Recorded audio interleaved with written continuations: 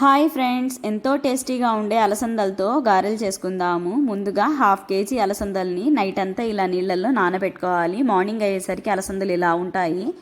వీటిని బాగా నీట్గా క్లీన్ చేసుకొని ఒక స్ట్రైనర్లోకి వేసుకున్నాను.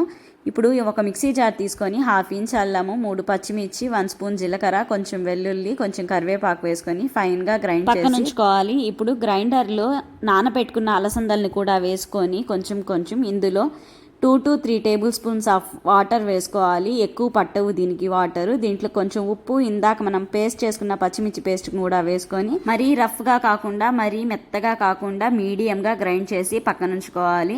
ఇప్పుడు ప్యాన్లో ఆయిల్ కూడా వేసుకొని ఆయిల్ హీట్ అయ్యేలోపు ఇందాక మనం గ్రైండర్లో రుబ్బుకున్న పిండిని ఒక బౌల్లోకి తీసుకొని ఇందులో ఉల్లిపాయలు అలాగే కొంచెం కొత్తిమీర వేసుకొని బాగా కలుపుకోవాలి. ఇప్పుడు ఒక కవర్కి కొంచెం వాటర్ అప్లై చేసి వడల్లాగా ఒత్తుకొని ఆయిల్ హీట్ అయిన తర్వాత ఆయిల్లో వేసేసుకోవడమే.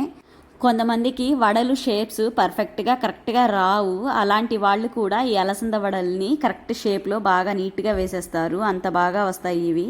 వీటిలో జిగురుతనం కొంచెం తక్కువగా ఉంటుంది, అందుకనో ఏమో పర్ఫెక్ట్ షేప్ వస్తాయి ఇవి. అసలు వడలు చేయడం రాని వాళ్ళు కూడా వీటిని ఎంతో సింపుల్గా పర్ఫెక్ట్ షేప్లో వేసేస్తారు. అంత బాగా వస్తాయి ఇవి. ఈ వడలకి కాంబినేషన్ చికెన్ కర్రీ అయితే ఇంకా టేస్ట్ సూపర్గా ఉంటుంది. Please subscribe.